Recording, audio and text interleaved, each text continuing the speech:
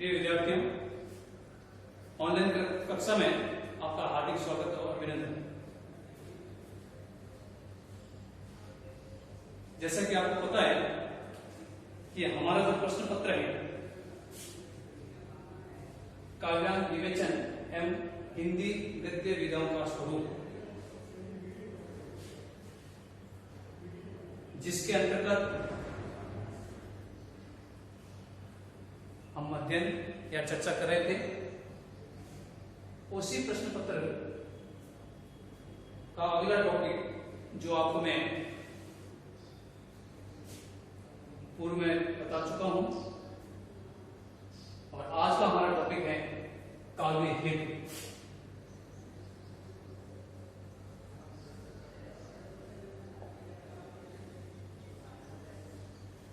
देखिए विद्यार्थियों, काव्य हेतु को लेकर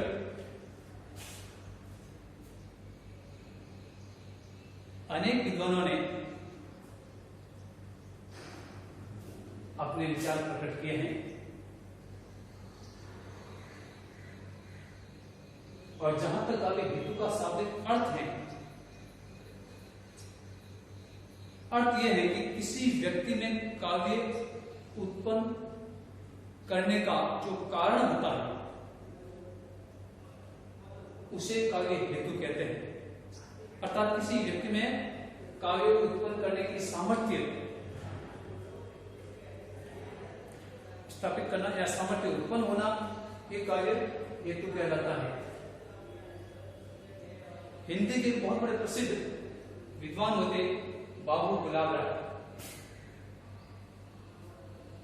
उन्होंने कहा था कि काव्य हेतु का शाब्दिक अर्थ यह होता है किसी व्यक्ति विशेष में काव्य लिखने की प्रेरणा स्वतः ही जागृत होना, वो काव्य हेतु कहलाता है।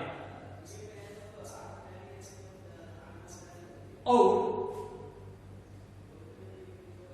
जब हम उसको विस्तृत रूप से पढ़ते हैं तो पाठक उसको सहृदय से उसको स्वीकार करते हैं। तो अध्ययन की दृष्टि से काव्य हेतु को हम 3 रूपों में पढ़ते हैं। विद्यार्थी ध्यान देंगे आप लोग। सबसे पहले है प्रतिभा, दूसरा है व्युत्पत्ति, तीसरा है अभ्यास। देखिए, काव्य हेतु को लेकर हम अध्ययन की दृष्टि से मुख्य रूप से 3 फॉर्म पढ़ेंगे। प्रतिभा, प्रतिभा व्यक्ति में जन्मजात होती है। तो व्युत्पत्ति, व्यक्ति किसी ज्ञान को प्राप्त कर लेता है, उसमें निपुण हो जाता है, उसको व्युत्पत्ति कहते हैं। और अभ्यास, किसी साहित्यिक रचना का बार बार कोई व्यक्ति अभ्यास करता है, उसमें निपुण हो जाता है, तो वो भी काव्य हेतु काव्य का सृजन कर लेता है। इस प्रकार से अध्ययन की दृष्टि से हमने 3 भागों में हम इसका अध्ययन करेंगे। तो देखिए, तो सबसे पहली बात यह है कि इस हमने ये सामान्य रूप से इसको अध्ययन किया है, लेकिन इसकी पहली बात होती है काव्य हेतु का सबसे प्रारंभ हमें कहां मिलता है, और काव्य हेतु का सबसे प्रारंभ हमें अग्नि पुराण में मिलता है। कहां मिलता है अपने को? अग्नि पुराण। तो ध्यान दीजिए विद्यार्थियों, अग्नि पुराण एक हमारी बहुत ही पवित्र पुराण है, 18 पुराणों में से एक पुराण है अग्नि पुराण। अग्नि पुराण में सबसे पहली बात बताई गई है, वो बात आप लोग ध्यान देंगे। अग्नि पुराण एक ऐसा अपना कह सकते हैं पुराण है, उसमें बताया गया प्रतिभा,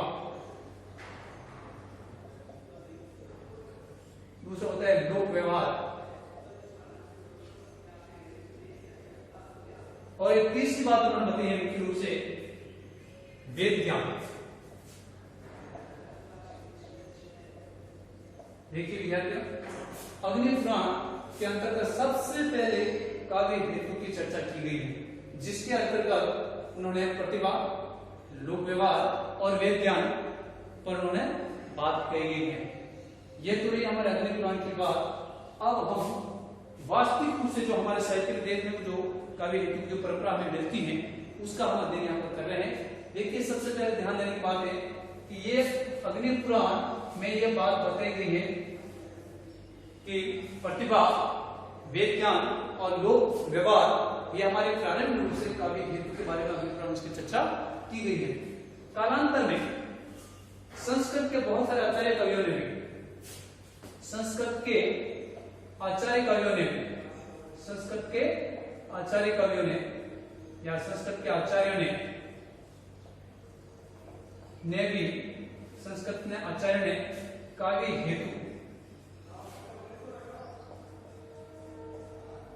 हेतु के बारे में भी इन्होंने कुछ अपने बात बताई। ध्यान देने की बात है, संस्कृत के बहुत सारे विद्वान हुए थे जिन्होंने काव्य हेतु के बारे में अपने विचार प्रकट किए थे। मैं आपको वापस बता रहा हूं कि सबसे पहले विद्वान भामा थे जिन्होंने अपनी पुस्तक लिखी थी काव्यालंकार। काव्यालंकार में उन्होंने काव्य हेतु में से सर्वप्रथम पहली बात ये बताई है कि प्रतिभा, जो व्यक्ति जन्मजात प्रतिभाशाली होता है वही व्यक्ति किसी काव्य का सृजन कर सकता है, काव्य लिख सकता है। और वही बात ये भामा कहने वाले हैं। उन्होंने बताया एक जगह कि व्यक्ति गुरु के ज्ञान के माध्यम से किसी काव्य का ज्ञान को प्राप्त कर सकता है, वो सृजन तो कर सकता है, लेकिन वह अपनी प्रतिभा के माध्यम से ही किसी काव्य हेतु का सृजन कर पाता है। इन्होंने सबसे पहली बात उन्होंने प्रतिभा पर रूप से बल दिया है आचार्य भामा ने। ध्यान देने की बात है, भामा ने पुस्तक लिखी है काव्यालंकार और उसमें उन्होंने प्रतिभा को काव्य हेतु का प्रमुख कारण बताया है। दूसरे विद्वान आते हैं आचार्य दंडी। उन्होंने पुस्तक लिखी है काव्यादर्श। काव्यादर्श के अंतर्गत उन्होंने प्रतिभा, शास्त्र ज्ञान तथा आनंद अभियोग ये काव्य के हेतु बताए हैं। प्रतिभा जन्मजात होती है, उन्होंने दूसरी बात होती है कि व्यक्ति किसी शास्त्र ज्ञान के माध्यम से काव्य का सृजन कर सकता है। तीसरी बात बताई उन्होंने आनंद अभियोग, अर्थात व्यक्ति किसी विषय का रसास्वादन करते समय उनको आनंद की अनुभूति होती है, तो ऐसे माध्यम से अगर वो ऐसा कार्य करता है तो वो भी काव्य का हेतु के अंतर्गत माना जाएंगे।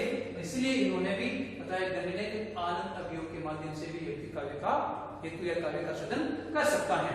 अगले विद्वान है संस्कृत के आचार्य मोहम्मद। उन्होंने पुस्तक लिखी है काव्य प्रकाश। आचार्य मोहम्मद ने अपनी पुस्तक काव्य प्रकाश में लिखा है कि शक्ति, प्रतिभा को उन्होंने शक्ति बताया। ध्यान देने की बात है, प्रतिभा को शक्ति बताया है, निपुणता, व्युत्पत्ति को उन्होंने निपुणता बताया। तीसरी बात आती है लोक शास्त्र का अन्वेक्षण, यानी हमारे समाज में अनेक प्रकार के शास्त्र होता है, जो व्यक्ति इसमें जिज्ञासा करता है, जो इसमें ज्ञान का पिपासु होता है व्यक्ति, अगर वो व्यक्ति उसका अन्वेषण करता है, पढ़ता है, तो उसके माध्यम से वो काव्य का सृजन कर सकता है। और चौथी बात होती है निरंतर अभ्यास, अर्थात उन्होंने निरंतर अभ्यास पर भी जोर दिया है कि व्यक्ति अगर कैसा भी हो, अगर वह निरंतर अभ्यास कर सकता है तो भी वो काव्य का सृजन कर सकता है। इस प्रकार से आचार्य मोहम्मद ने अपनी पुस्तक काव्य प्रकाश के अंतर्गत शक्ति, निपुणता, लोक शास्त्र का अन्वेक्षण, निरंतर अभ्यास ये इन्होंने काव्य हेतु के अंतर्गत माना है। अगले विद्वान आते हैं संस्कृत के हैं वो आचार्य वामन। आचार्य वामन ने पुस्तक लिखी काव्यालंकार सूत्रवती।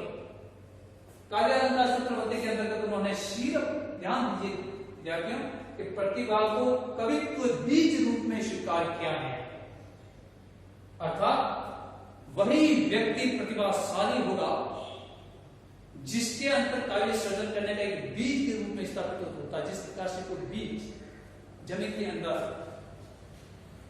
हो जाता है और जैसे बारिश होती है तो वो एकदम प्रस्फुटित होता है या उसका उद्भव होता है, उसी प्रकार से उन्होंने प्रतिभा को कवित्व बीज के रूप में उन्होंने स्वीकार किया है। और ये बात इस बात को जोर देने वाले हैं आचार्य वामन। अगले विद्वान है राजशेखर। राजशेखर ने पुस्तक लिखी है काव्य मीमांसा। उन्होंने काव्य मीमांसा के अंतर्गत, काव्य हेतु के अंतर्गत बताया है कि प्रतिभा और व्युत्पत्ति दोनों का संवेद रूप में, अर्थात वह व्यक्ति जो प्रतिभाशाली भी है और व्युत्पत्ति यानी सार्थकता उनका ज्ञान भी है, और वह व्यक्ति दोनों का संवेद रूप में जिसको बरोबर ज्ञान होता है वही व्यक्ति काव्य का सृजन कर सकता है, अर्थात वही व्यक्ति काव्य का हेतु बन सकता है। इन दोनों बातों पर उन्होंने विशेष रूप से जोर देने वाले हैं आचार्य राजशेखर हैं। अगले विद्वान आता है पंडित जगन्नाथ जी। उन्होंने पुस्तक लिखी है रस गंगाधर। देखिए विद्यार्थी, मैं सब पुस्तकों को शुरू से लिखता आ रहा हूं। अध्ययन की दृष्टि से प्रत्येक आचार्य का नाम, उनकी पुस्तक का नाम आपको विशेष रूप से याद रखना शुरू से लेकर, ठीक है। ये बातें बहुत आपको विशेष रूप से ध्यान रखना है। आचार्य जगन्नाथ ने रस गंगाधर के अंतर्गत उन्होंने बताया है प्रतिभा को ही कारण का, यानी केवल प्रतिभा को ही किसी काव्य हेतु का प्रमुख कारण बताया है। और ये विद्वान है जगन्नाथ, केवल प्रतिभा को ही काव्य का मुख्य कारण होता है। यदि जो व्यक्ति प्रतिभाशाली होगा वही व्यक्ति किसी काव्य का सृजन कर सकता है, और इस बात को जोर देने वाले हैं पंडित जगन्नाथ। अगले विद्वान है आचार्य हेमचंद। उन्होंने बहुत ही अच्छी पुस्तक लिखी है शब्दानुशासन, और शब्दानुशासन के अंतर्गत उन्होंने बहुत अच्छी बात बताई कि प्रतिभा को नवोन्मेषशालिनी प्रज्ञा प्रतिभा, अर्थात उन्होंने बताया है कि प्रतिभा को उन्होंने नवोन्मेषशालिनी प्रज्ञा प्रतिभा अर्थात नित्य नवीन रसन कुल विचार उत्पन्न करने वाली प्रज्ञा, प्रज्ञा का मतलब का बुद्धि, और वही बुद्धि प्रतिभा कहलाती है। और इस बात पर जोर देने वाले हैं आचार्य हेमचंद। तो ध्यान दीजिए विद्यार्थियों, ये संस्कृत के आचार्य ने काव्य हेतु पर जो जिस प्रकार से उन्होंने बातें कही है वो विशेष रूप से ध्यान देने की बात है। आचार्य भामा, आचार्य दंडी, आचार्य मोहम्मद, आचार्य वामन, आचार्य राजशेखर, आचार्य जगन्नाथ दास और अंतिम है हेमचंद। और इसके अलावा बहुत सारे कवि हुए थे जिन्होंने भी, बहुत सारे आचार्य हुए थे जिन्होंने भी काव्य हेतु के बारे में अपनी चर्चा की थी। लेकिन यहाँ पर संक्षिप्त में आपको बता देना चाहता हूं, इन 7 आचार्यों ने जो काव्य हेतु को लेकर अपने विचार जो बताए हैं अपनी पुस्तक में, जो इसके बारे में बताए, मैं आपको यहाँ पर बता रहा हूं। अब देखिए आगे बात आता है कि प्रतिभा, प्रतिभा क्या है, प्रतिभा का वास्तविक स्वरूप क्या है। देखिए विद्यार्थियों, ध्यान देने की बात है, काव्य हेतु का मतलब काव्य उत्पन्न करने का कारण। मैं काव्य लिख रहा हूं, उस मेरे मन में क्या कारण उत्पन्न हो रहा है, वही काव्य हेतु कहलाता है। तो यहाँ पर सबसे पहले हेतु के अंतर्गत था प्रतिभा। प्रतिभा का वास्तविक स्वरूप क्या है, ध्यान देने की बात है। प्रतिभा का वास्तविक स्वरूप है, प्रतिभा जन्मजात होती है। प्रतिभा कैसे होती है विद्यार्थियों? प्रतिभा जन्मजात होती है।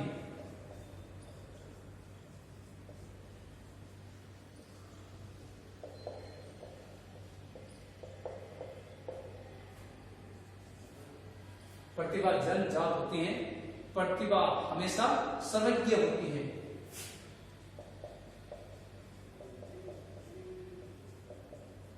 प्रतिभा हमेशा सर्वज्ञ होती है।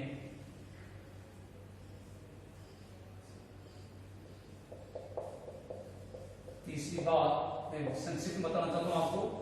प्रतिभा क्या है? प्रतिभा नित्य नवीन विचार, नवीन विचार उत्पन्न करने वाली होती है।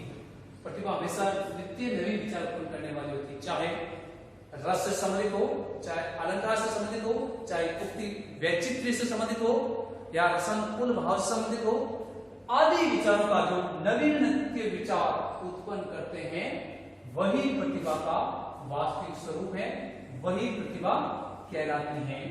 ये काव्य हेतु के प्रथम मुख्य बिंदु के अंतर्गत माना जाता है।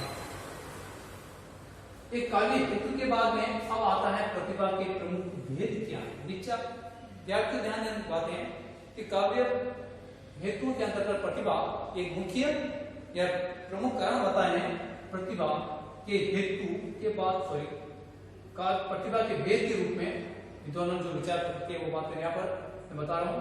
पंडित राजशेखर संस्कृत के आचार्य हैं, इन्होंने प्रतिभा के 2 भेद बताए। कार्येत्री प्रतिभा और भावयेत्री प्रतिभा। कार्येत्री प्रतिभा से तात्पर्य वह प्रतिभा है जो व्यक्ति में जन्मजात होती है, व्यक्ति में जन्मजात होती है। और दूसरी है भावयेत्री प्रतिभा का मतलब होता है व्यक्ति शास्त्रीय ज्ञान के माध्यम से वो ज्ञान प्राप्त करके कोई कार्य का सृजन करता है, उसको भी यहां पर भावयेत्री प्रतिभा बताया है। ये बताने वाले हैं पंडित राजशेखर। देखिए दूसरे विद्वान, ध्यान दीजिए, दूसरे विद्वान में बता दो मैं आपको, मोहम्मद है, रुद्रट है, राजशेखर है। उन्होंने भी व्युत्पत्ति को लेकर अपने विचार प्रकट किए हैं और साथ ही उन्होंने व्युत्पत्ति को लेकर के उन्होंने भेद किए हैं। यहां पर व्युत्पत्ति के मुख्य रूप से दो भेद हैं, एक शास्त्रीय व्युत्पत्ति और दूसरे लौकिक व्युत्पत्ति। शास्त्रीय व्युत्पत्ति से तात्पर्य यानी वह काव्य सृजन का मुख्य कारण जो व्यक्ति शास्त्रों का अध्ययन करके, शास्त्रों का मनन करके, शास्त्रों का चिंतन करके जो काव्य सृजन करता है वह शास्त्रीय व्युत्पत्ति कहलाता है। दक्ष होता है, निपुण होता है। लौकिक यानी लोगों द्वारा जो लोक व्यवहार में, लोक संस्कृति में जो कोई रचनाएं हैं और उनका जो व्यक्ति ज्ञान प्राप्त करते कोई सृजन करता है तो वो लौकिक व्युत्पत्ति कहलाता है। तो तीसरी बात है वो है काव्य हेतु के अंतर्गत प्रतिभा, व्युत्पत्ति के बाद था अभ्यास। अभ्यास पर, इस अभ्यास पर जोर देने वाले दो विद्वान हैं, वामन और दंडी। ध्यान देने की बात है यहां पर वामन और दंडी ने अभ्यास पर विशेष रूप से जोर दिया। ये विद्वान कहते हैं कि अगर कोई व्यक्ति कितना भी जड़ बुद्धि क्यों ना हो, अर्थात कितना भी बुद्धिहीन क्यों ना हो, अगर वो व्यक्ति किसी साहित्य का, किसी रचना का कोई बार बार अभ्यास करता है और अभ्यास करके वह व्यक्ति भी महान बन सकता है, वह व्यक्ति भी काव्य का सृजन कर सकता है। और इस प्रकार से इन्होंने कहीं तो एक बात विद्वान ने कही है कि करत करत अभ्यास के जर्मनी बोध सुजान रसरी आवत जागते सिर पर करत निशान। अर्थात जो व्यक्ति बार बार अभ्यास करता है और जो व्यक्ति बार बार अभ्यास करता है, जो कितना भी मूर्ख क्यों ना हो वो इतना अभ्यास करता है, तो जिस प्रकार से कोई रस्सी किसी पत्थर पर बार बार घिस जाती है तो उस पर पत्थर पर निशान बन जाता है, इसी प्रकार जो व्यक्ति बार बार अभ्यास करता है वो व्यक्ति एक दिन महान बन जाता है। तो विद्यार्थियों वापिस में काव्य हेतु पर संक्षिप्त में आपको चर्चा बता रहा हूं, आपको ध्यान देंगे। तो सबसे पहले काव्य हेतु का मतलब होता है किसी काव्य का कारण होना या किसी काव्य लिखने का कारण उत्पन्न होना या सामग्री उत्पन्न होना काव्य हेतु कहलाता है। और सबसे पहले काव्य हेतु के बाद अग्नि पुराण में बताई गई है। अग्नि पुराण में काव्य हेतु की तीन बात बताए थे, ठीक है ना, प्रतिभा, वेद ज्ञान और लोक व्यवहार, ठीक है ना। उसके पश्चात संस्कृत के आचार्य ने काव्य हेतु के बारे में अपने पुस्तकों में अलग अलग मत प्रकट किए हैं। आचार्य भगवान ने काव्यालंकार में प्रतिभा बताया है, तो दंडी ने काव्य दर्शन, प्रतिभा, शास्त्र ज्ञान और आनंद अभियोग बताया है। मोहम्मद ने काव्य प्रकाश में चार बातें बताई हैं। तो आचार्य वामन ने काव्यालंकार शतप्रवृत्ति में प्रतिभा को कवित्व बीज बताए हैं। राजशेखर ने काव्य मीमांसा पुस्तक के अंतर्गत प्रतिभा और व्युत्पत्ति को दोनों समान रूप दिया है, समान रूप से कहा है। तो जगन्नाथ ने रसगंगा के अंतर्गत प्रतिभा को ही काव्य का मूल कारण होता है। और इसी प्रकार से हेमचंद ने अपनी पुस्तक शब्दानुशासन के अंतर्गत बताया है कि प्रतिभा नवन में सरणी प्रज्ञा, अर्थात जो व्यक्ति नित्य नवीन विचार करता है और करने वाले जो विचार बुद्धि होती है क्या कहलाती है, प्रतिभा। इस प्रकार से प्रतिभा के भेद दो बताए राजशेखर ने, कार्यत्री और भावयत्री। व्युत्पत्ति के दो भेद हैं, शास्त्रीय और व्युत्पत्ति, शास्त्रीय व्युत्पत्ति और लौकिक व्युत्पत्ति। और इस प्रकार से अभ्यास पर विशेष रूप से जोर देने वाले वामन और दंडी हैं। और इतना ही, नेक्स्ट टॉपिक में हम पढ़ेंगे काव्य प्रयोजन। धन्यवाद।